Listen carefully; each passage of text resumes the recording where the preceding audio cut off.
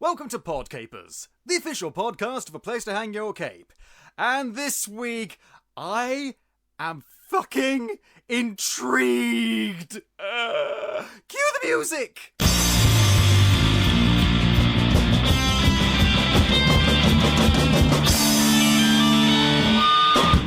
Hello there, capers, and as I said, welcome to Podcapers, the official podcast of a place to hang your cape. My name's Scott James Merridew, and this is the show where we talk about various geek and nerd-related topics, and I'm joined each week by a very special different guest.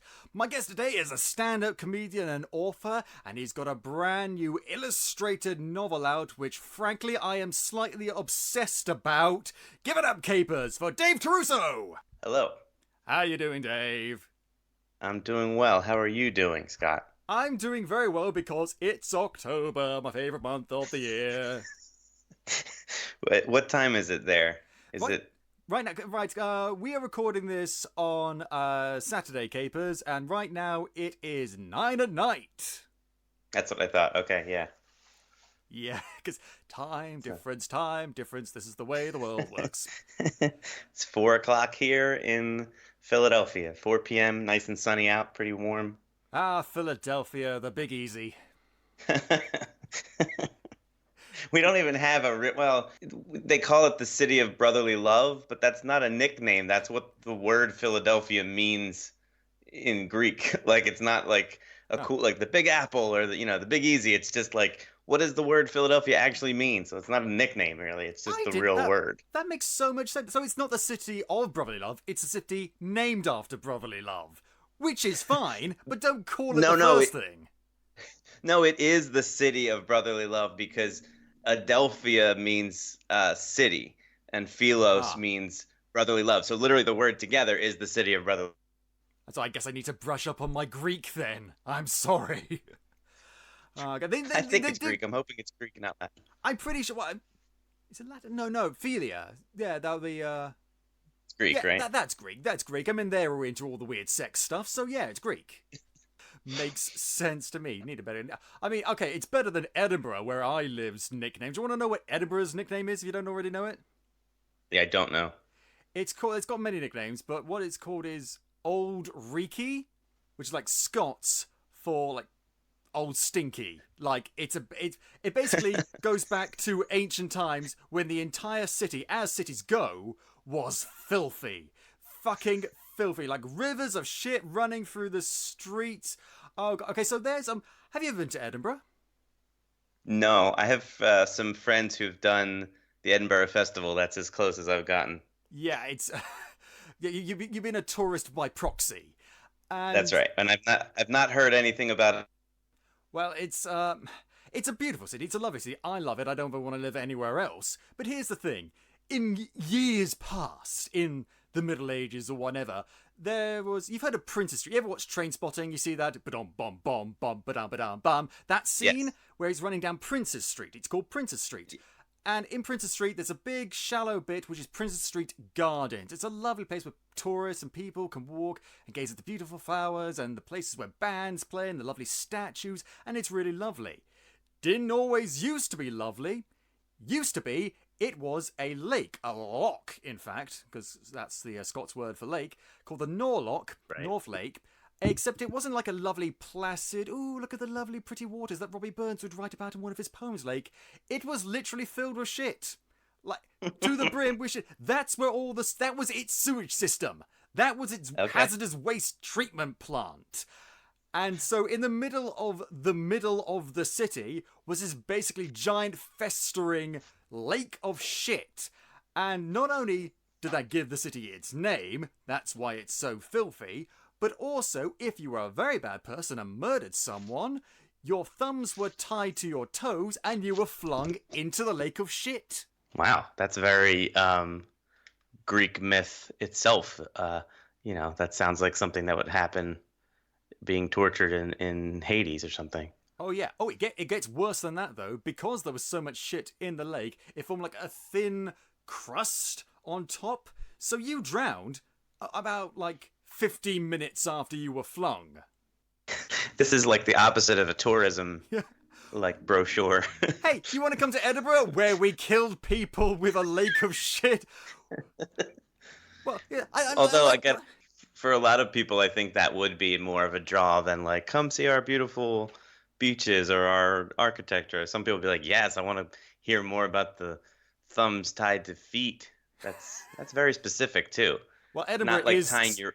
Edinburgh is the most haunted city in the world. Apparently, asterisk, it's not because ghosts aren't real. He says the guy who loves But Halloween and loves that kind tying of stuff. there, you wish they were real. You just don't believe they are. Do I though? I don't like, because if there's ghosts, that means, and I live in Edinburgh, that means there's a good chance a ghost is watching me, and I don't think I really want ghosts to be watching me stare at a wall for a couple of hours, intermittently ranting about films I don't like, which is admittedly how I spend most of my day. So I think the ghost be like, oh, I'm dead, but even I think this guy's a loser. I don't want ghosts watching me like go to the bathroom and stuff like that. Pick my nose. It's it's a voyeur's dream becoming a disembodied spectre. Just no. Moving on from this weird, disturbing, and icky intro, I think we need to talk about alter ego. But before we do, that's about you, Dave. Who are you? What do you do? What's your grand place in the cosmic scales of justice? I don't know what my grand place is, but I'm from Philly. I live like 25 minutes outside of there now. I started writing novels when I was 11 years old. So this book, 10th novel, I wrote a lot of terrible, shitty practice novels.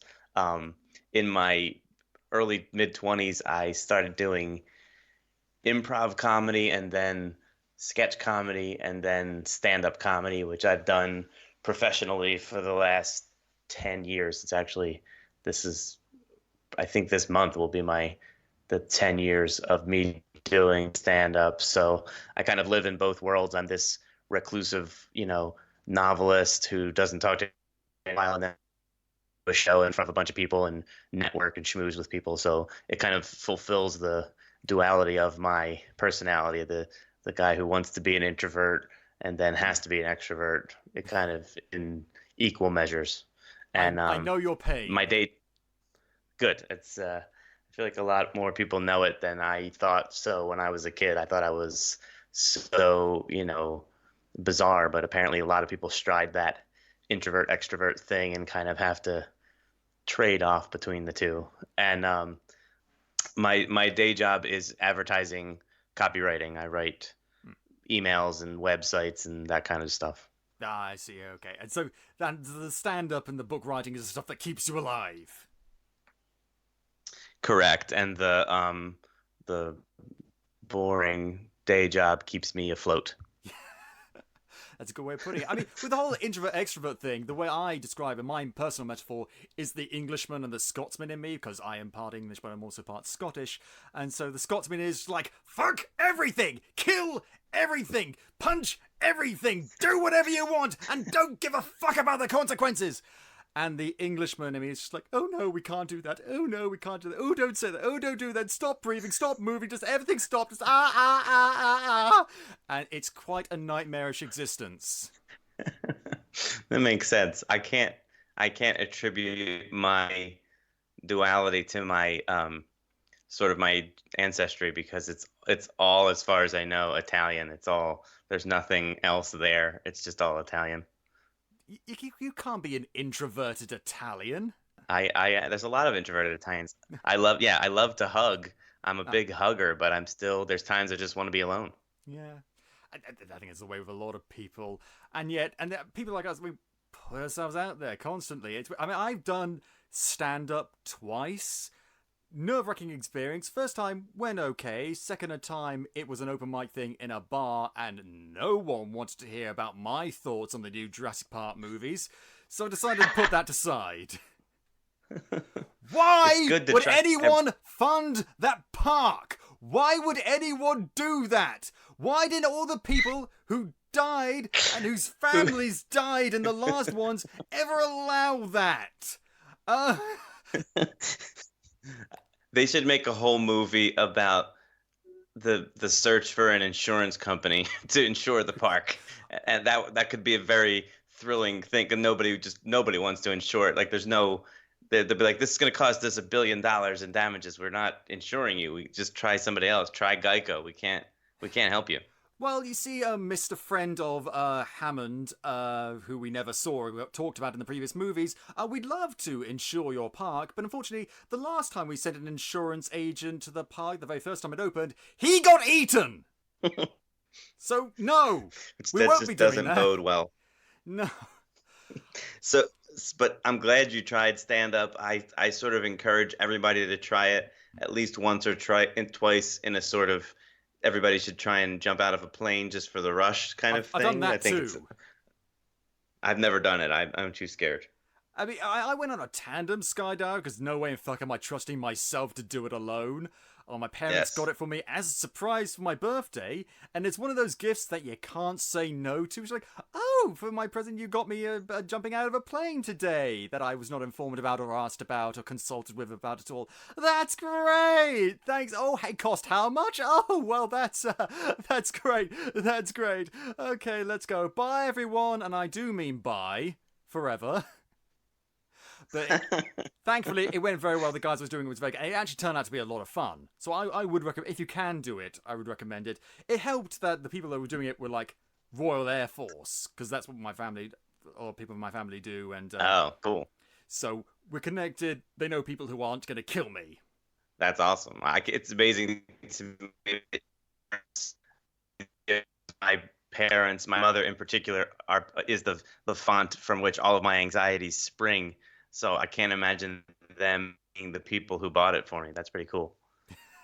I remember my sketch partner, the guy I did sketch with for like 8 years, him and his girlfriend jumped out of a plane together, tandem thing like you did. And then they had somebody else jumping out with them who would take pictures or video while they were falling. And it was like a 19-year-old girl. And the week after they went, that girl's chute didn't open and she died. And I was like, I'm never doing this. I can't. That was the only story of skydiving I was like, nope. I've also known people who live near, there's a place in New Jersey where people are skydiving and they say like, people die there all the time.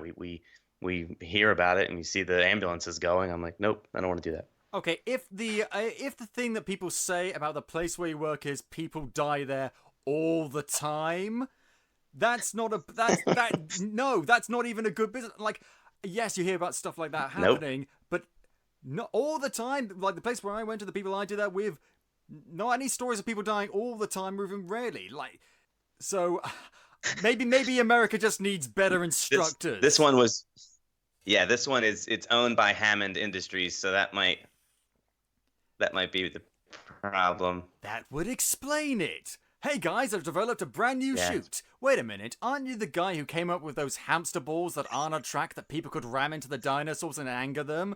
Yes! I like your moxie! It's all, I mean, that's just the way my family is, because, I mean, they're not adventurous, they're not thrill seekers, but they've gone to, like, both my parents were in the RAF, they've been all over the world, they've done things all over the world. We went on skiing holidays. My sister's an athlete. I'm the stay-at-home guy. Like, I'm the one that doesn't do any sort of shit. They're the ones that go off and have adventures. And I'm just like, great, good for you, good for you. I'm going to read a book. It's not for me. I don't have any adventure people in my family. You're the adventurous one, then. I get, in terms of, artistic things and putting myself out there. Yeah, my family's pretty quiet. My dad was a high school math teacher, and he had to like psych himself up to do public speaking. He had to like he would read the he was the lector in church for a while to kind of psych himself up to get to be that. And I've never had any fear of being on stage. I just like want to get up there and do it. Yeah, it's always nervous before you get on there, but once you're up there, depending on who you are, I guess, it's just a bit better. Then it's like, okay, now I'm here. Now I'm in my element. Let's just do this. Yeah, exactly. Yeah. I feel, I always tell, because so many people I know, it's kind of terrifies them, including my own girlfriend. And I always say, like, being on stage is one of the only places where I feel sort of completely relaxed, because you're so focused on the now, that it's like one of the only times my brain shuts off from like, you're probably going to die soon and all these other stupid thoughts. All there is existence when you're on stage. There's nothing but now. You're in the moment. You're centered. You're zen. Correct. Yes. And speaking of putting yourself out there, I think it's about time we talk about alter ego. Now, for the capers at home, please tell us all what exactly is alter ego. So alter ego is a novel slash graphic novel hybrid story where the top half of each page is text in two columns justified like a newspaper, and the bottom half of each page there are comic book panels with no and together they tell the story where the pages the panels sort of fill in the blanks for you of what happened before that page or what happened after it or what happened during it on another page. And there's a lot of the visual clues are hidden in the images themselves, and the text of the book is a strict first person narration. The story is a detective who's hired to uncover the secret identity of Blue, who's the world's first and only superhero, and the text is strict first person narration. It's only what the detective knows. His name is Chris Clubb, so it's only what Chris Clubb knows and sees, and the images are omniscient, and you see things that Clubb never finds out about, and they kind of give you they sort of build the world for you around him, because he's a very myopic, kind of introspective guy. He's just stuck in his own head all the time, which is what I'm like. So the narration is a lot about his thought and what he's thinking about what's happening, and then these images sort of fill in the world. They build the world around him. And there's a big world going on around, and there's so much stuff I want to talk about. Diego, I mean, the way I would describe this, I would describe it like a serialized, because it's part one of many, a serialized illustrated novella, if you will. Because I agree. I think that's a good way to put it. Yeah, novella. Because it's not quite a novel, but it's not a short story by any means. Well, the way that it became a series of issues, there's now going to be 8 born out of necessity of how expensive it is to make one of these. So really, the first book that I wrote, Alter Ego, The Other Me, is 150 pages, and I had written it in 2 parts because everything in the book was split in 2. There's a duality all over the place. There's, text on the top, images on the bottom. Even the text is split in 2. So I wanted the book to be in 2 parts. And when I got to a point where I found out, like, oh, I'm going to have to publish this myself, I'm going to have to put up the money on my own, I can't find a publisher for this, I had to cost me almost $20,000 just to do the first part. So you're really reading half of the novel, and then issue 2 is the other half of the novel.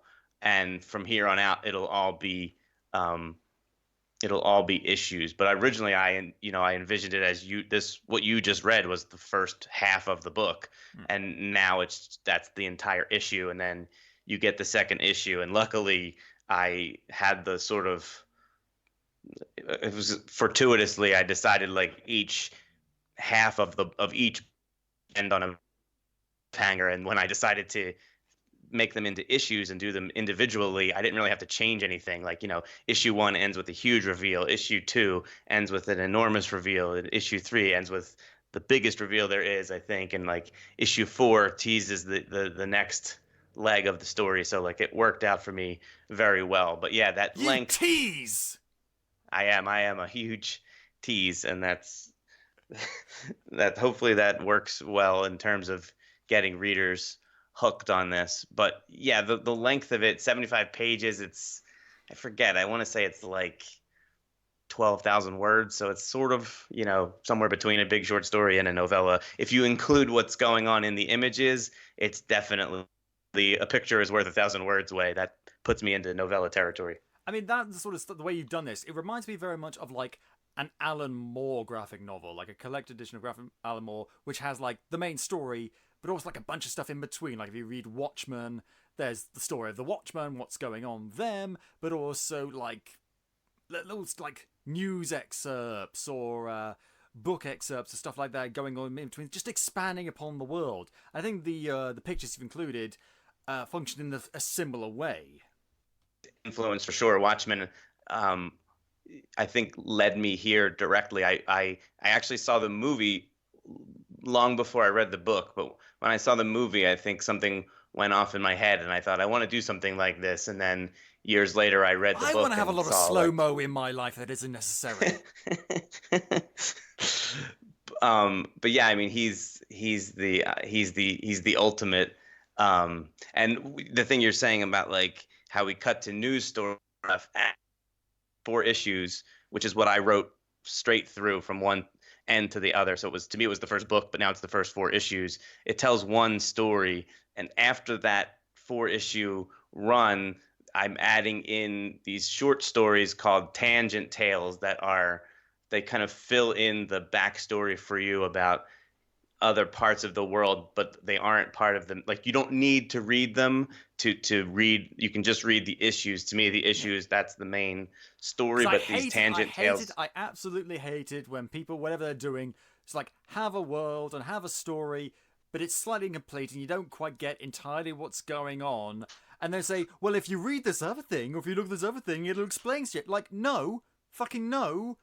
No, people making the new Star Wars movie, make us understand what's going on completely, even if it's just in a basic level, in this story that you're presenting to us, and expand on it and other things. Don't leave shit out. I want to know what's going on. I don't like being confused. It's because that just comes across less like an attempt at world building and more like a cheap marketing ploy to get us to buy more shit. Yeah, it's exploitive instead of, yeah. And that was basically the thought with it, is no matter what you find out in this, it can't, you shouldn't have, if you've never read it, you shouldn't be missing anything when you read the next story. It's for people who are obsessed with, like, who is that character and what's going on with them. But I've told you enough in the issue itself that you already know who they are. Unless you read the short story, it's just the short story is like, okay, well, what's the actual timeline of how this happened and how did this come to be? So after the 4th issue, there will be a short story sort of in between each issue that goes toward the end, but none of them are. After the very first one is a background thing, it's backstory, and then the other ones are literally what happened after this story ended before the next one started, even though you sort of know, okay, this is what happened, but like, let me show you exactly what happened after this. There's something in this story where you can kind of keep going down the hall even after it's done, and that kind of got me fascinated as a writer. So a few of these tangent tales are literally, this story ends and we don't come back to it, but here's what happens. It's just keeps going, but yeah, and it doesn't tie back to the next story. It's done. It's sort of its own thing, but it's like, well, go on. Did they survive? Did they not? Whatever. You know what I mean? Beyond the resolution of the story, what happened to them? Because some fascinating things happen after the story ends, and I'm like, oh, I have the ability in this world to show you that later, to go back and revisit it in a way that if you did it in the book, it would be this really disappointing denouement where you're like, what is this? Why I don't. It'd be like the story ended. Making assumptions here because you're Italian. Have you ever read The Godfather? I've never read the book. No. Well, you see, in the book The Godfather, which you should read, it's a very fascinating book.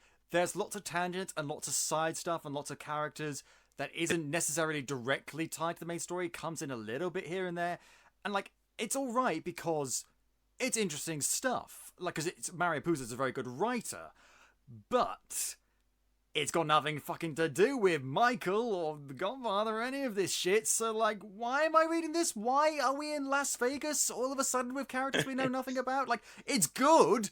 I just don't see the point. In fact, that was my review of the latest Quentin Tarantino film. Like it's good, but what's the point? Have you seen the in between of? Yes, I did. I saw it, and I really enjoyed it. But yeah, it is like the side story to another thing without the actual thing. Um, Okay, so now we're and seeing Sharon Tate go to a movie theater. Okay, and now she's watching the movie that she was in. Okay, and now she's got her feet up. Why has she got her feet up? Why are we staring directly at Margot Robbie's soul? Is it perhaps to because do with the fact that Quentin Tarantino has a foot fetish? yes, exactly. And why are the dirty? To me, they're always dirty. I don't like that. Ugh. And But yeah, I mean, like it's you see that scene with Why? her, I and mean, you're it's like, well, you see that scene with her at the movies, and you're like, well, she's gonna factor into the climax so prominently that we're kind of learning about her. But I mean, she's not to spoil it for anybody, but I mean, she's not in the climax at all. She has nothing no. to do with that part of the movie. She just shows up at the end and says hi to Brad Pitt or Leo, and that's it. Like that was very weird. You could cut her out of the entire movie and it wouldn't matter. And I kept like, Absolutely. I mean, again, I keep on going on about it. It is a good movie. It's well acted. It's well written. It's shot really well. It's got interesting characters. There's just no fucking point to it. And if there is a point, I don't get it, which I might not get it. That's fine. Because you know what it is? It's a love letter to Hollywood and like TV at the time when it was made. It was like the 60s, 70s, whenever it was. Which is fine because Quentin Tarantino knows a lot of stuff about that. He really likes that shit. I know virtually nothing about it. So it's kind of lost on me. It's sort of the way like Paul Thomas Anderson, after a certain movie, he said that he wasn't interested in narrative filmmaking anymore. He was interested in lyrical filmmaking, that he was doing poetry and not, novels. And I feel like that movie, the Once Upon a Time in Hollywood, is sort of a tone poem. It's not a narrative. If it's a narrative, it's terrible. Like it doesn't make any sense. But as a tone poem, as an evocation of what that world felt like, it's enjoyable. And I don't know if it was because I liked the actors so much or the writing so much, but I enjoyed it, even though I knew at a certain point, like, this isn't going anywhere. And where it goes is bizarre and kind of pointless, but I still liked it. So I feel like it's like you read a poem and you're just like, I don't know what this means, but the words are so beautiful and the way they are pinned together is great. Yeah. And it's got reason... a flamethrower in it, so how can you go wrong? the part of the reason idea that I'm doing, where you get to see what happens to people after this story ends, is to flesh out the world a little bit, but mostly to give people who are dying for the next one something else to read that will be engrossing until the next issue, because each issue is going to take 9 months to illustrate easily because it's so huge. And I want people I know who are just like, if you're clamoring for it, here's something that I think is fascinating, and hopefully you will too. And I would never put these things in a novel. Like I always think of Stephen King's It and the interludes where he shows you what it did every 29 years going back. All interesting on its own, but it has nothing to do with the story at hand. And it's 80 pages of something where you're like, all these people are dead now. Why do I care? And in every adaptation of it that's ever going to be, the first thing they do is cut all those out. In the as well as that It one chapter... bit that shall not be named. Yeah, but that you know what I'm talking about. We all know what I'm talking about. Does it involve a baby? I wasn't even talking about that bit. No. Moving swiftly on. No, I know what you mean now. It's what happens. Yes, but so, yeah, in the movie, in the newest version of it, they take all of those interludes and they cover them in 1 minute in a book. In the first movie, you see them flipping through a book, and it has, in 1 minute with like 25 words, it gives the exact same effect as those hundreds of pages that are in it that you could throw away. Economy of words, Stephen. It's important. Yeah. My short stories are only probably 25 pages. They're not going to drag on and on and on. They're sort of snapshots of what's happening when things are done. And so speaking of this flavor stuff, you're not going to include this stuff. At the end of the version of Alter Ego that you sent me, thank you very much for doing that, there was a link to get 8 secrets about the book. Yes. It was all very mysterious. Like, is that tied into that, or is that something else? No, it's not the tangent tales. The 8 secrets are little sort of tidbits that tease what's happening in the next issue, or tell you something that you've been wondering? Like, if you read the little paragraph, there's a scene near the end of a song comes on the radio and Annie starts singing along to it, and then at the end it's revealed that that song's never been on the radio before, and Club and Adam are like, how do you know the words to this song no one's ever heard before? And she goes, I don't know. And it's this very little thing, but Oh it's my a very god, important... it's the plot of Yesterday! Yeah, it's exactly. She's the only person who knows that that band existed. But Sorry, little... 1 second. Side rant, okay? I'm sorry Yeah. to do this, but side rant because I want to talk about Yesterday. I like that movie. It's okay. I didn't see it. It's quite good. But here's the thing. Are you ever going to see it? Possibly, but it's not like high up on my list. Okay, because I'm about to spoil it for you. Okay, go ahead. Because right at the end, basically the plot of the movie is this guy woke up in a world without the Beatles, without a couple of things actually, Right. well, but mainly the Beatles, and it's gone. It's just like, oh shit, I'm a struggling songwriter. I've got all the songs memorized. I could just like reproduce them and claim that I wrote them and be the biggest songwriting musical genius the world has ever seen. And he kind of does that, and he gets super rich and super famous, and has like a huge team headed up by Kate McKinnon to help develop his music. And right when he's about to do this big, huge concert, he reveals, hey, I actually didn't write any of this shit. I'm really sorry, and I am now releasing this music for free. And it's built up like this really big, like powerful moment. Like, yes, he's finally admitting that he's plagiarized this stuff, and it's a really big, important growth moment for him. And I'm just thinking, like, holy shit, he just conned Kate McKinnon, and goodness knows how many people, out of a lot of money. They worked hard. They didn't know that he didn't come up with this shit. They thought that he came up with this stuff, and they did everything they could to try and make him successful, which is what he wanted and what he asked for. And at the very last moment, for his personal growth fulfillment, he completely shits over all of their careers. And Kate McKinnon is quite fairly angry, but this is presented like, oh, she's the evil money-grubbing person who just in it for the money. Like, no, she just did her job. That's all she did. Like, yeah, maybe she was a little bit mean and, like, a little bit rude at sometimes, but, like, all she did was what she's supposed to do. Like, you asked for all of this. She didn't make you do anything you didn't want to do. And I kind of can't think of, like, the dozens and dozens of people who worked hard to give him a career and then just got shat upon. And it's like, I hated that. Just like, oh my God, that's not a noble thing. Far more nobler would have been to just make sure the music is out there and maybe like give all the money to charity that you were given. But now he's prevented other people who worked hard on this from making money themselves. It's actually kind of evil. That's my rant on Yesterday. Moving on. So yeah, give the money to charity is a better ending. It's more fulfilling, I think. Oh God, no, I'm sorry, I'm gonna have to do it again. So, Lily James is also in the movie. Lily James of Downton Abbey, very good actor, been in lots of stuff, very good at what she does. Here's the thing though, fucking hate her character. Because, like, she is the most entitled person I've seen in a movie in a long time.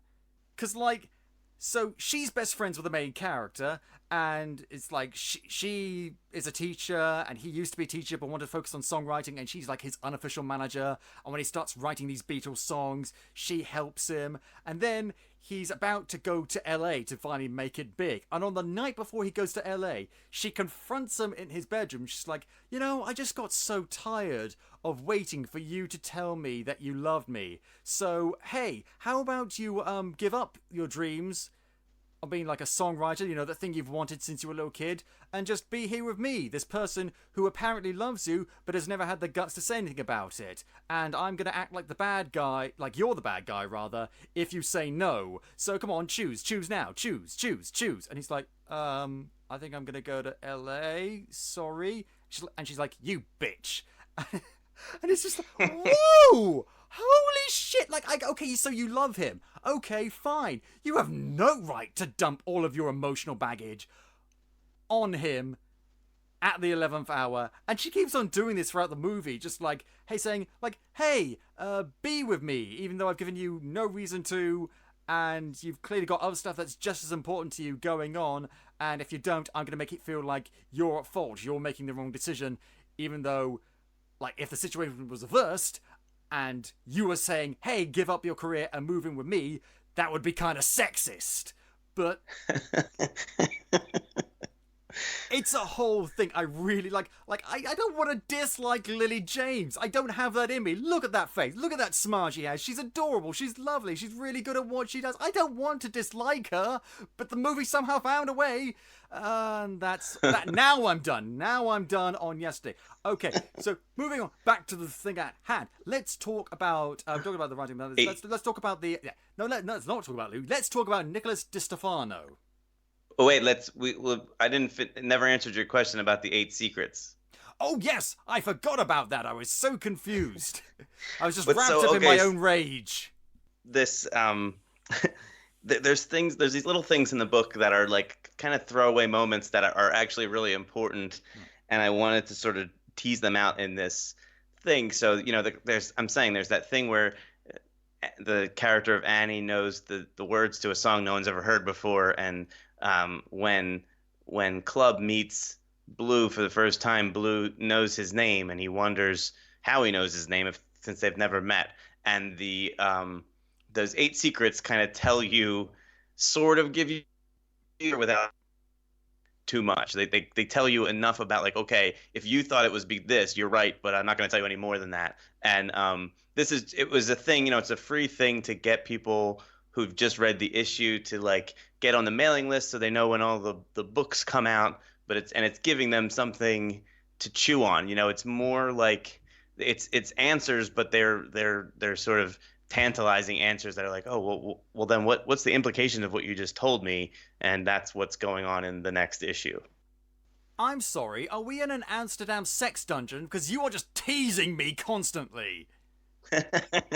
That's gonna be what this is, but I am going to fulfill. It won't be unsatisfying. It will all be fulfilled. Because I love a good mystery story. That's why I like spy stories and espionage stories and murder mystery stories and like the Harry Potter novels and stuff like that.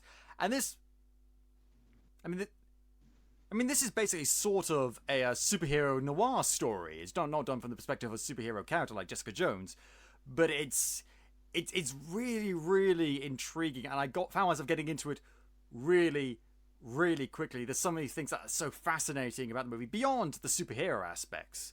And I think it comes down to the characters. I think the characters are really intriguing because to me they feel like very real characters. Like, I don't think you're playing to any like stereotypes or something, not to any significant degree at least. I do anything in my power to avoid playing to a stereotype. I don't like that at all. I don't like it as a reader, and I hate it as a writer. So like the main character, Chris Clubb, that you mentioned, he's not like some hard-bitten gumshoe. She walked into my office and she had legs up to here and like literally she was just legs and no neck, just legs and a head. It was. I don't do a very good. That was more Clint Eastwood than hard-bitten gumshoe. I was gonna say, yeah, that's Dirty Harry. That's not like Sam Spade. I can't. There's only so many American accents you could do, and you can't do a hard-boiled gumshoe English person like, oh, she walked into my room and she had a look in her eyes that said, I need help, could you please help me? But also a smile like ice and fire, and just like, okay, fine, this is great. This isn't very mysterious, this is more like whimsical. Yeah, this is Mr. Toad meets Sam Spade. Poirot is not hard-boiled. He did, however, he's not English. He's Belgian. But that's that. It's a British book, right? Yeah. He's not hard-boiled, but there is a scene in the Kenneth Branagh movie where he keeps sending back eggs, and that's as close to hard-boiled as I think that character gets. But no, I know you must send away these eggs. I do not like them because they keep on getting in my ridiculous mustache. You're right that the book is a noir and fascinated by those books because I just love the darkness of them and the grittiness. But they were very much of their time and they don't translate today. They just don't make any sense anymore. So Club is basically like what I would be if I was put into the role of a hard-boiled detective. And I'm very much, soft-boiled. Like, and I just don't fit in there at all. So like a lot of the humor in the story comes from this very modern guy like me do when he's placed in that world where he's supposed to be the hard-boiled. Doesn't have any of those he doesn't have any of those sort of ethics or those Well, 'cause that's the thing, you he's see, not this is a that there's no very macho-ness. because that's the thing. This is a very naturalistic story. Aside from superhero elements, with very naturalistic characters, and the main character, Chris, you might say he's the protagonist. You might even say the hero. Not necessarily the best guy, but not a bad guy either. He's a very flawed character in the best possible way. And you kind of get to know that right off the bat because you've got essentially a trigger warning at the beginning of the book. Don't know if you want to talk about that. Yeah, I don't.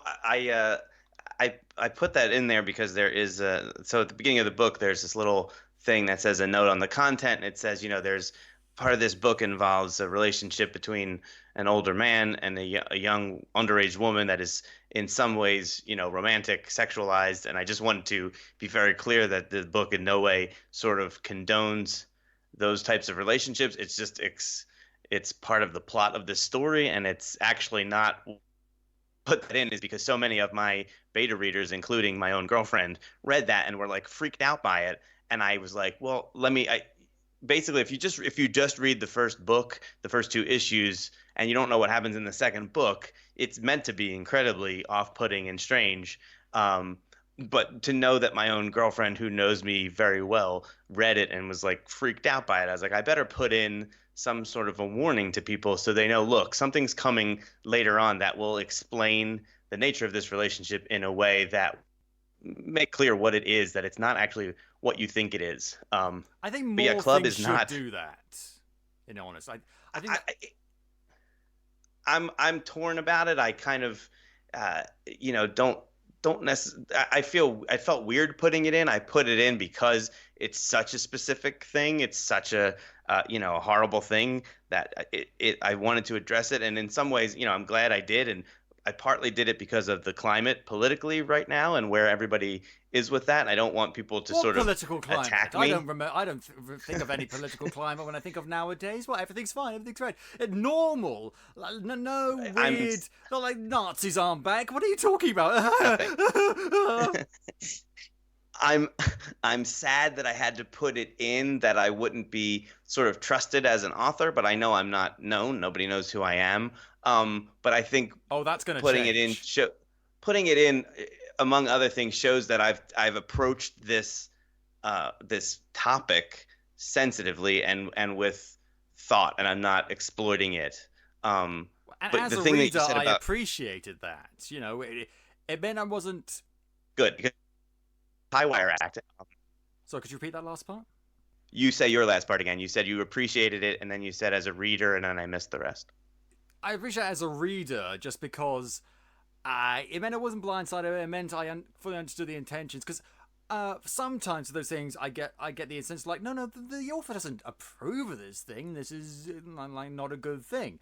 Sometimes I think, oh, it's clear the author kind of likes this stuff, and I'm not sure. And other times I'm like in the middle, like, wait, I don't get like the thing I always reference in regards to these sort of things is this omnibus, this series of books called Orcs by an author whose name I don't know if you've ever read that.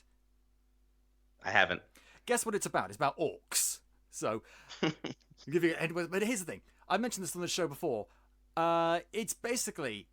It's in a world where there's orcs, and there's also lots of other different fantasy races, including humans. And it seems like for the vast majority of the book, that one of the central themes of the book is racism is bad, and everyone should mutually cooperate with each other in order to build a better society for everyone. Which I thought, okay, that's a great message. The very last bit of the movie, it's revealed that actually all these different races are from different alternate dimensions, and the best place for all of them to go would be back to their home dimensions, so they're all separated from each other. And it's like, okay, did not see this coming. Like, does this mean the author is pro-racial segregation, or is this just the world that he's written and he doesn't have those sorts of, and it kind of Lovecraft write this book? Sorry? Did H.P. Lovecraft write this book? That's the kind of thing he wrote about very drastically and very horrifically, actually. And that's an example of the opposite side of the spectrum, an author who writes about horrible things and thoroughly means it. And yes, exactly. The thing we use over here for reference for that sort of thing would be Ian Fleming, famously racist guy, famously wrote lots of racist stuff in James Bond. Hey, remember that, Right. you fucking arsehole fanboys who go on and on about it's James Bond, not Jane Bond, and all that shit? Ian Fleming was racist. Initially, it was the 1940s and 50s, and like everyone was racist, but still, you know? And so I appreciate you putting the warning in there, and that you're approaching, as you said, this topic with a degree of sensitivity and combination, but with acknowledgement that this is part of the story, and it's part, and it serves a bit like a bit of a friendly kick up the reader's backside, like, hey, remember this character that you like? Yeah, don't forget, sometimes he has bad thoughts. Right. No, you were right about what you said, that Club is not a good character entirely. When you, I mean, I'm very much careful about the way I introduce a character. And, you know, the first words out of Club's mouth in the book are how much. He just cares about himself, what's in it for me. He's a very selfish character, and the progression of the book is, yes, he's just very, very selfish. And this, you know, his internal journey is being drawn out and having to be selfless. And Annie, this girl that he meets that he has to protect, is sort of, her character pushes him towards that. And so this whole thing about the romance between them, part of it comes from my own life experiences of when I was writing these books. I had two girlfriends, and one of them was 8 years younger and the other one was 11 years younger. I mean, they were both over 25, but it's a huge age difference, and the relationships have kind of mixes of boyfriend, girlfriend, and like father-daughter that I wanted to explore. But in terms of the book, you know, his character is very simple. He's a very selfish person, except he cares about children. That's his the one thing where he shows compassion is he really loves kids. And so as an author, I'm always trying to think of what's the worst thing that I could subject a character to make them grow. And for somebody who loves kids so much, the thing that I came up with was, what if this young girl is he has some romantic attachment to her and is forced to kind of push that away. I found that to be a very interesting sort of crucible to give him, of like, you know, children are the only thing that matters to him, and then his own sort of romantic attachment to this girl puts her in danger from him. And so the whole story, he's struggling to kind of fight that away, and I wanted to explore that because it helps him grow. Yeah, because I really like that aspect of it, mainly because, like, he said something at the very beginning of the novel, which I've said before, which I always feel weird saying, but you really shouldn't feel weird about saying, like, oh yeah, I knew this 6-year-old kid, he was my friend. And it's like, when people say that, people look at you weird. It's just like, yeah, but how else would you describe the relationship? Like, kid, I'm not related to, I know the parents, I know the kid, we get on well together, each other, like friends. Surely that would be an appropriate thing to say, but people still look at you weird, even though it is appropriate. And also, it also ties into this my personal philosophy, which on the nature of ethics, which is that in order to be good, you have to try to be good. I don't believe in like a stasis of goodness. I don't believe like you're a good person because you think this or because you do that. No. It's the effort to be good that makes you good. And the minute you stop trying to be good and just say, I don't need to try anymore, I'm good, that's when you stop being good. Right. And the reason I didn't think I would have to do sort of a disclaimer at the beginning of the book is because from the very get-go, Club is terrified by the idea that he could be attracted to this young girl and does everything in his power to stay away from that. And I thought people would get like, okay, that's sort of the position of the book. That is an important thing. You know, if you had these feelings, they would be terrifying. He's never like, it's not like Lolita where he's like, oh my God, I have to be with this girl, I can't wait. You know what I mean? He's from the very beginning, the very first inkling where he kind of feels something in his chest. He's like, "Oh my God, what the hell's wrong with me?" He like runs to the bathroom. He's like, "What's the matter with you?" He's not going through his house muttering, "I love little girls." Da, da. Like, not at all. No. No. And again, this the connection between them, without spoiling anything, is something that is beyond what that is the Sorry, true. could you repeat that after you said beyond? There's a specific. It's beyond the scope of what you've read in this issue. It's beyond it's beyond them. They don't actually know what their connection is, and you'll find it out. It takes pretty much the first 4 issues to find out exactly what their connection to each other is. But this whole thing between them where they feel drawn to each other is a huge plot point. It's not just a weird story element. It's not an atmospheric thing or a character thing. It's not exploitative or shocking or like. It is plot driven. Yeah, exactly. Which is the best. No, it's plot driven. It has something to do with the story. Exactly. Moving away from story for slightly, let's talk about going back to what I said earlier about Nicholas Di Stefano. Is that how you say his name? I don't know. Nick Di Stefano. Yeah. Nick Di Stefano. So he's the artist for all those little graphic novel boxes inside the story. He's the artist working on that. So what was it like working with him on this? So this is he's somebody that I've never met in person. He lives in LA. He's all over the country. And the way that we got connected is I was working at my comedy club. I was hosting, and I met this girl after the show. And it's weird because she had this tight blue cocktail dress on, and blue is my superhero. And I was just starting to work on the story. Like I had written a couple chapters and I had outlined it, and that was it. And I was talking to her about it. She was kind of hitting on me, and I was just flirting with her. And I told her about the story, and she says, "Oh, my friend Nick is a really good comic artist. You guys should hook up."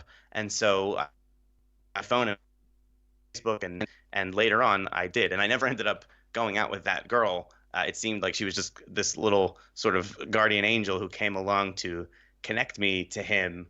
I'm the networking fairy. Bing.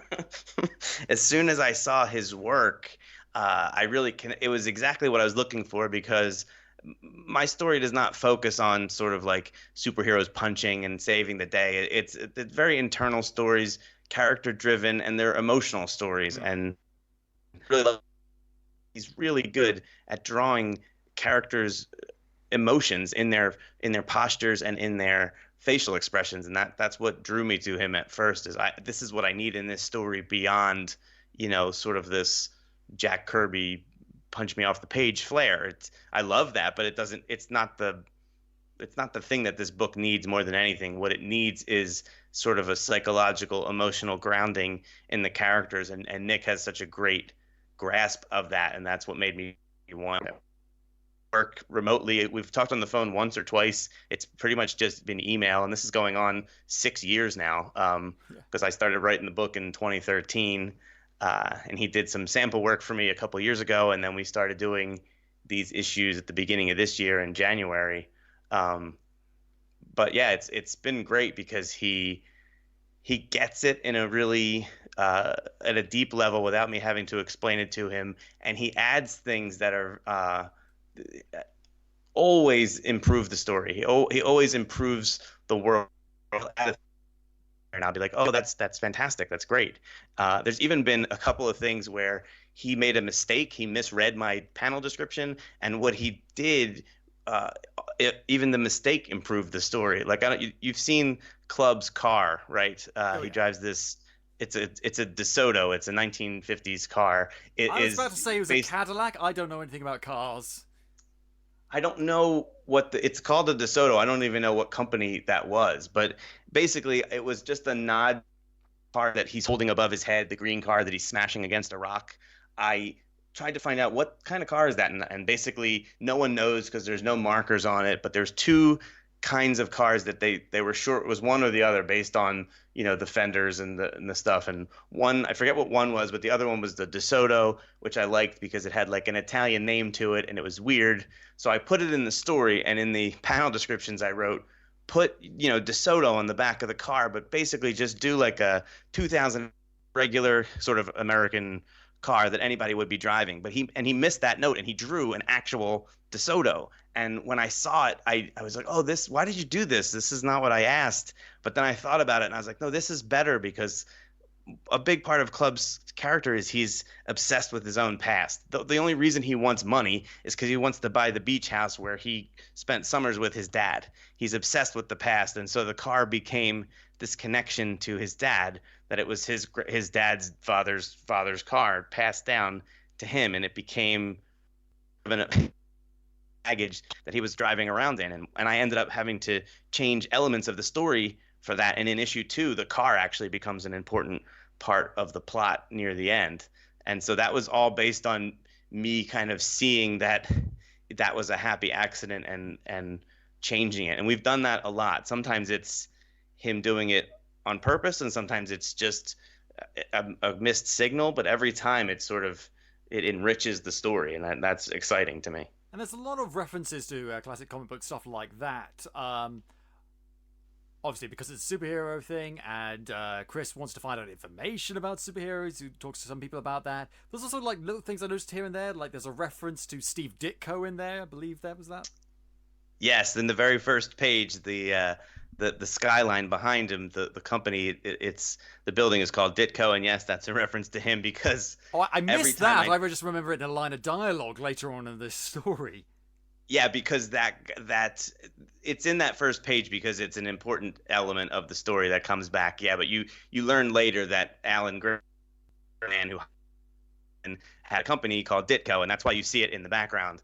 And I put it in there because when I showed people the drawings for Blue, a lot of people said, you can't have him have a mask on his face. He can't emote. Nobody's going to want that. And I would always go, Spider-Man, look at Spider-Man. He's completely covered. You can't even see his eyes. And they would always go, okay, yeah. So that was a nod to him. And you'll see it later in other elements. You know, wannabe fanboys. And before I started writing this, I didn't have any background in comic books. I had seen all the comic book movies. I was sort of obsessed with them, but I wasn't a comic book reader. And so for a year before I started outlining this, while I was just sort of brainstorming, I read everything I could. I read Watchmen and Arkham Asylum and, the Killing Joke and all this stuff. And I watched Batman Bold and the Brave, which was great because it gave me the intros to all these side characters. I just, prior to 2013, I was nothing in terms of comics. So I always consider myself a poser. I know a lot now, but it was because I immersed myself for the last several years. But I was in my 30s. You put the time in, you put the work in, you don't talk about stuff you know nothing about. Nothing can be further. True. I just admit, I don't know as much as you would think from the references in here. But I've learned a lot now, and I got really interested in like the creators. I just read a whole book about Otto Binder, is the guy who created Shazam, or he created Captain Marvel, and not Kazam as you referenced in the book. Yeah, one of the things I like about Club knowing nothing about comic books is I get to make fun of comic book fans while being one, because there's a couple times in the book, like when he meets the Blue Eyes kids, he just thinks they're all nerds, and I wanted to, fan base, but also I'm part of it at the same time, and I like that the Club just doesn't know anything. I get to play with that. He's not a comic book nerd at all. He's the opposite. He doesn't even like it. Nothing wrong with being a bit self-deprecating now and then. Yeah. It allows me to do it in a playful way that I think is, that comes across the right way and isn't mean-spirited. No, exactly, and there's tons of references in there. Also, I found a lot of symbology, a lot of stuff like words and also images and things that pop up and are connected to each other throughout the story. It feels like a very intricate, well-planned out structure. I appreciate that. I'm working hard. I've worked hard to do that. I want... I know where I've written the first 4 issues of the 8, but I know where the story goes, how it ends, and Do you know what it is? It feels like season 1, not the later seasons because they're crap. Season 1 of Heroes, which I didn't watch. Watch season 1 of Heroes. Do not watch the rest of them. Even Okay. but don't bother. Season 1, a lot of repeated, for want of a better word, memes. A lot of different symbology and a lot of interesting stuff going on there. That I think, I feel better knowing now that you haven't seen Hero, because then it's less like you're ripping them off. Yeah, no, I've not seen it, but I love as a writer. I'm a very, I plan things out, and I want to. I don't understand writers who, because I'm alluding to the ending from the very first page. The Yeah. first page of that issue has four visual clues to the big mysteries of the first four issues. They're right on the first page, and there's a scene late in the story where, Foreshadowing. yes, I'm all about it, and I don't think it's not a wink, it's not a nod. It is a way of making your universe feel real, because in the real world things sort of are foreshadowed like that. Things connect to each other in those ways, and everything does seem to sort of come to look back. And I want those worlds to feel like that. There's a scene near the end where there's a baby that's been thrown in a dumpster and is Yeah. crying, and Blue swoops down to save the baby and takes the baby to a hospital. On the front of the dumpster that the baby is in, there's a drawing, and that drawing is a foreshadowing of the villain of the last three issues, of issues 6, 7, and 8. I wanted Ah. I wanted it to be there from the beginning. I want you to finish issue 8 and go back and read issue 1 and go, "Oh my God, the dumpster! That is a nod to that, to the villain." Like, oh my God, it's been there from the beginning. That all of these, and it also ties into the way the world is. Everything is tied together like that. It's part of the theme of this universe, is that it's very much, all these things are purposefully together, not by me as an author, but by the universe of it itself. That this is how the universe that I've created orders itself, not how I've ordered it, but how it exists on its own. These are the rules of this universe, that it is very much tied together, that everything is happening for a reason, and that these connections are sort of there's sort of an architect to it. Yeah, I mean, already I get the sense that this story you're creating is more well planned out than all of the Star Wars movies combined. So that's an achievement right there.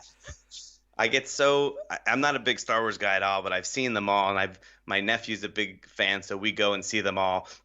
And understanding that, like, these most recent movies, they just let three different directors do whatever they wanted, is so upsetting to me, because there's no way there's no when I finish these 8 issues, you'll be able to look back from the first one and go, wow, this whole thing is one big arc. It's not just each issue is an arc. It all together tells one big story. And I feel like you don't allow your writers to do that if they don't plan it out together from the beginning. I can't believe Disney would do it that way. I mean, you're making the real saga here, not them. There's like movies that have general connecting narrative. It's when you talk to me, you'd think I wasn't a Star Wars fan, which I am. But It's weird because, no, finish what you were saying about being a Star Wars fan.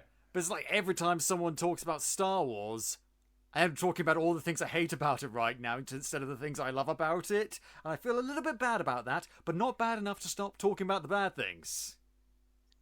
But see, Star Wars in particular is a thing where you can tell how much someone loves it by how much they talk about how much they hate it. You know what I mean? It Like, I don't means really something. care about it.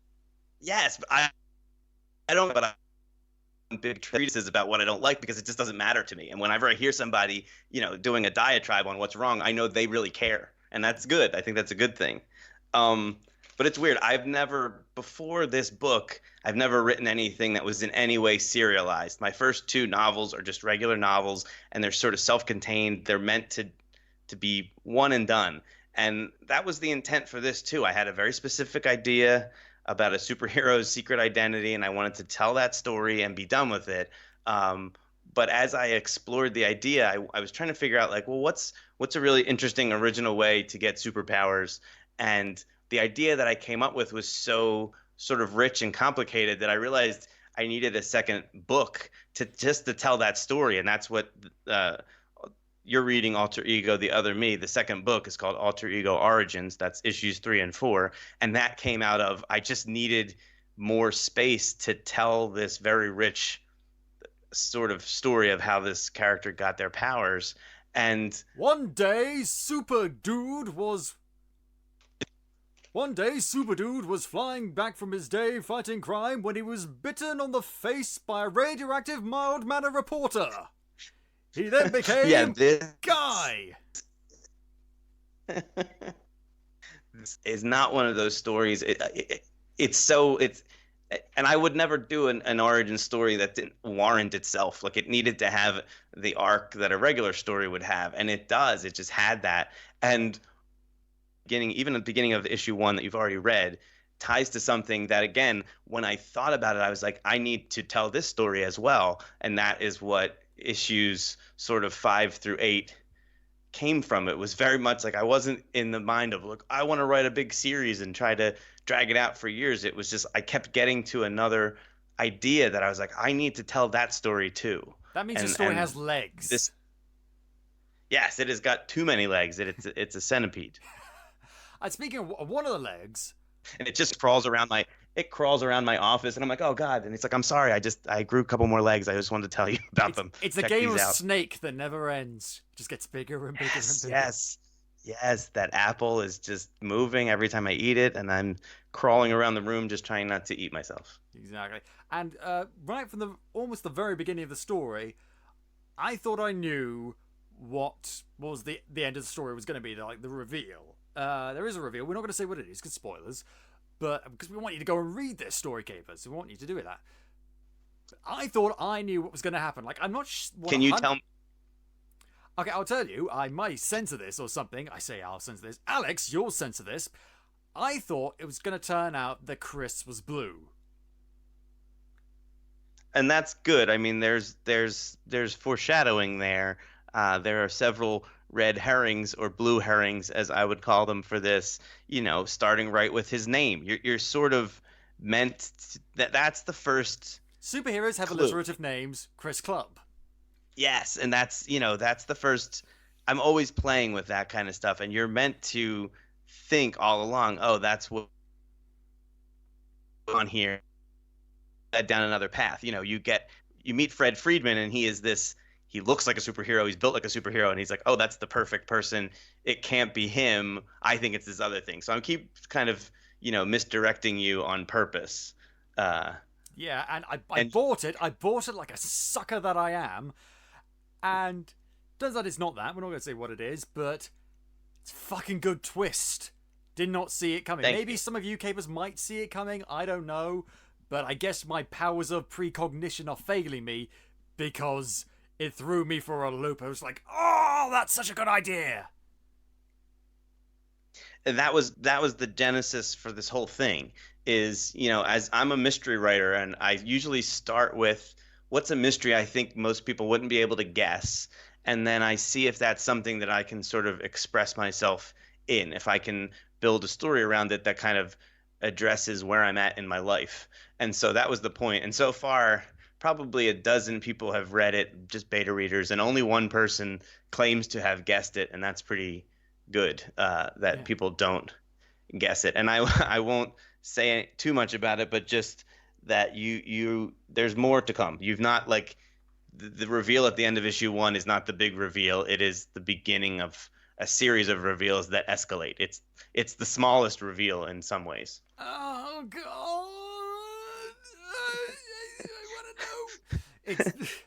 I want to know. I want to know so bad, but I'm gonna have to read the rest of this now. I will tell you this.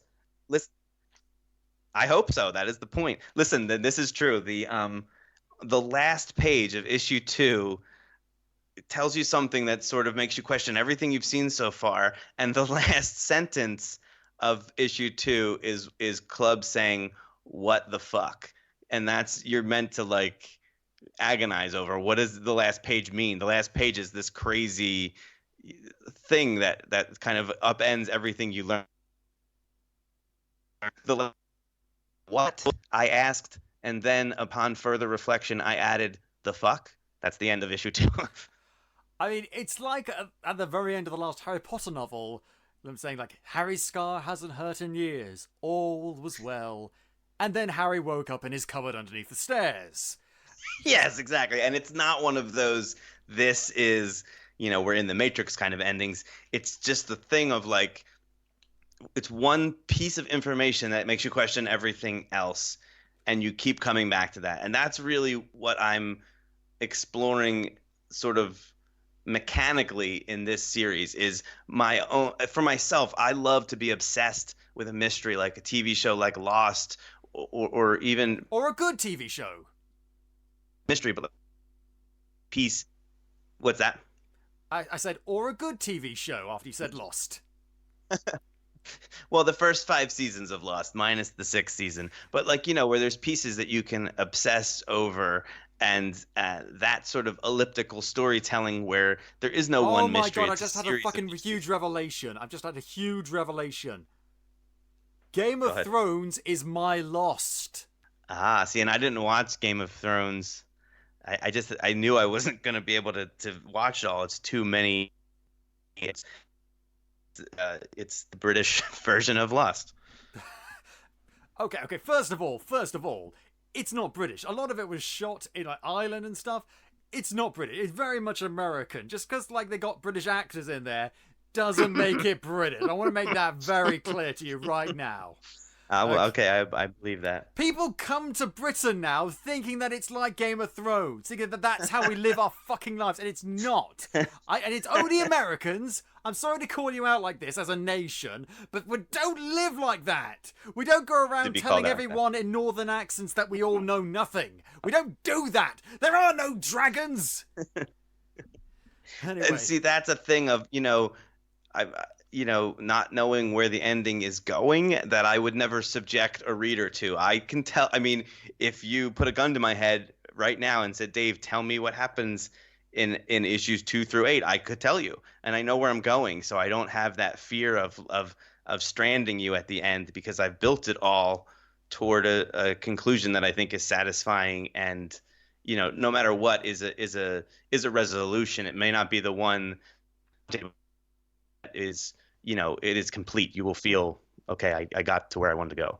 Dave, I have a Nerf gun. Tell me the ending.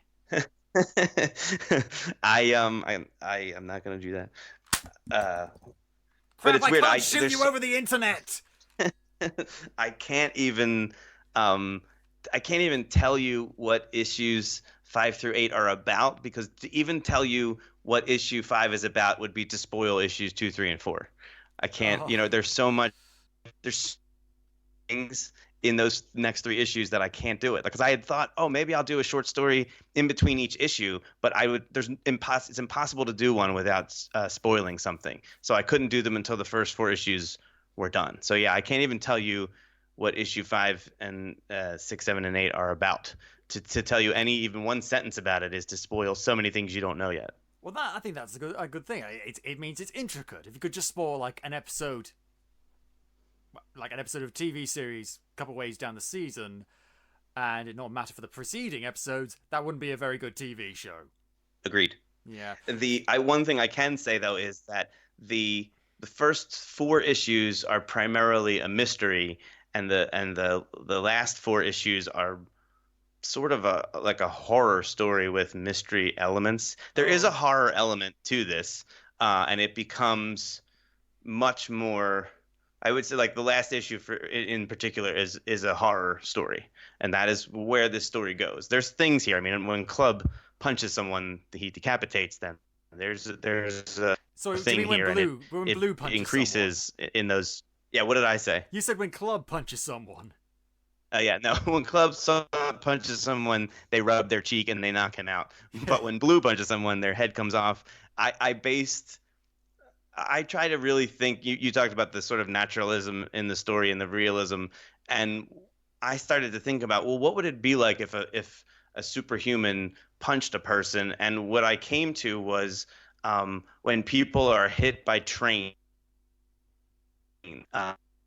A train hitting a human being is so strong that their arms and legs often come off, or their head will come off. And that's what I based Blue's punch on.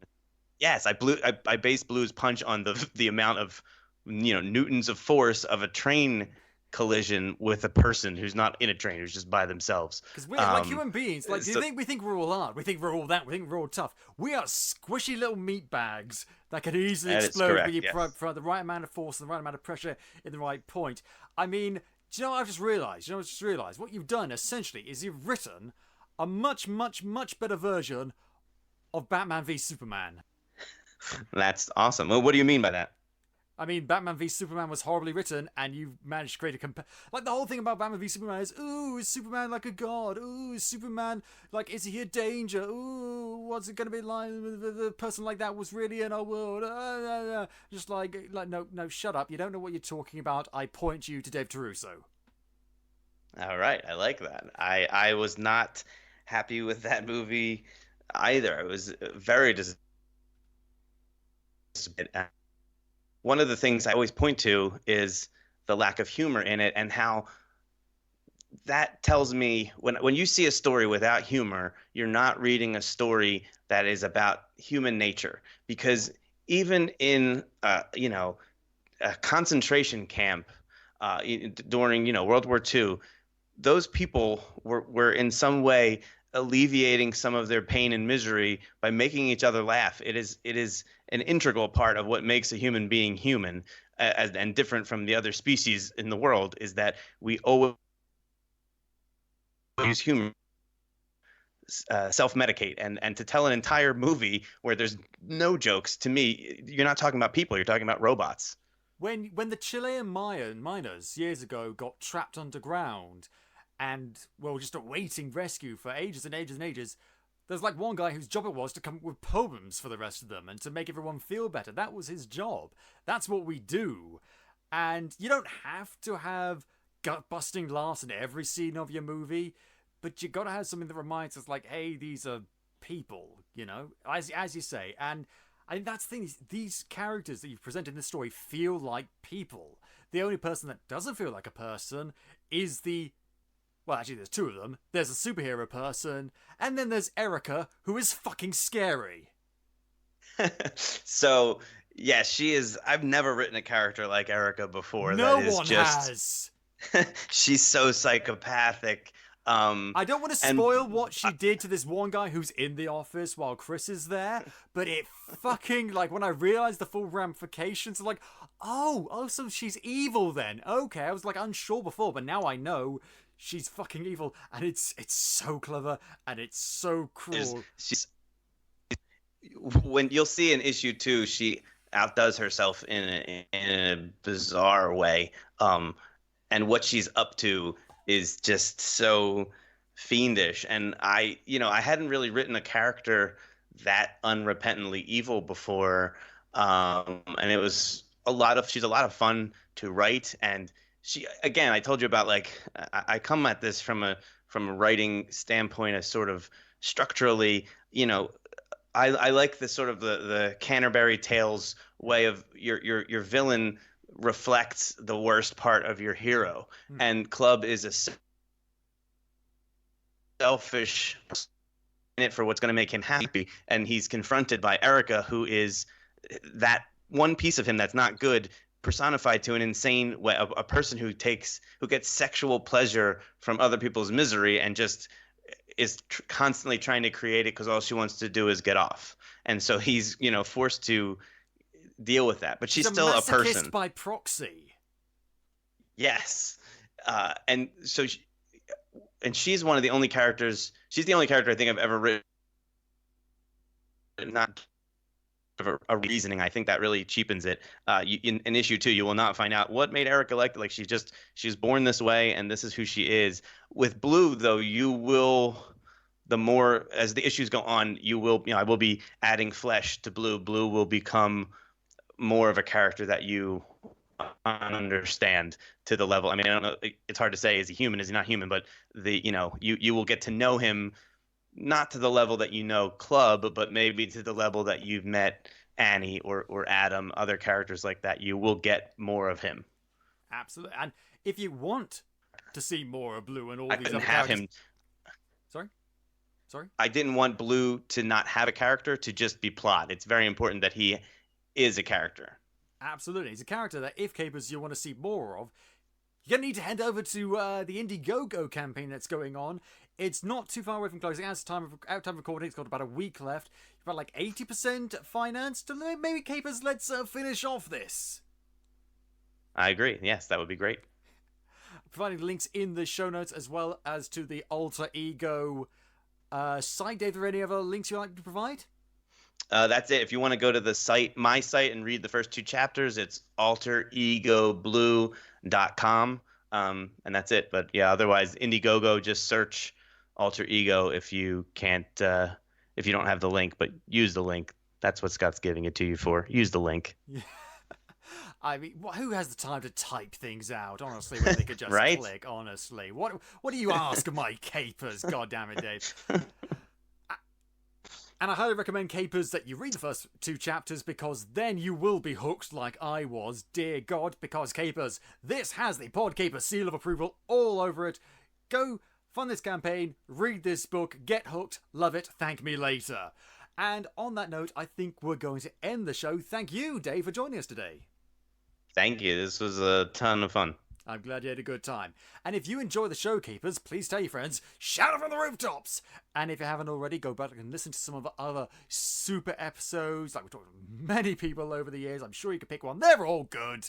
And you can listen to the show on iTunes, Podbean, YouTube, Spotify, or at podcapers.com. If you want to get in touch with us, suggest show topics, or maybe come on the show yourself, you can find us on Facebook, Twitter, and Instagram at AP2HYC, or email us at podcapers@ap2hyc.com. Thank you very much to Dan Harris for our logo, the lovely microphone, the red and blue 3D glasses, those are mine, and thank you for listening. This has been Podcapers, the official podcast of A Place to Hang Your Cape. Cue the music!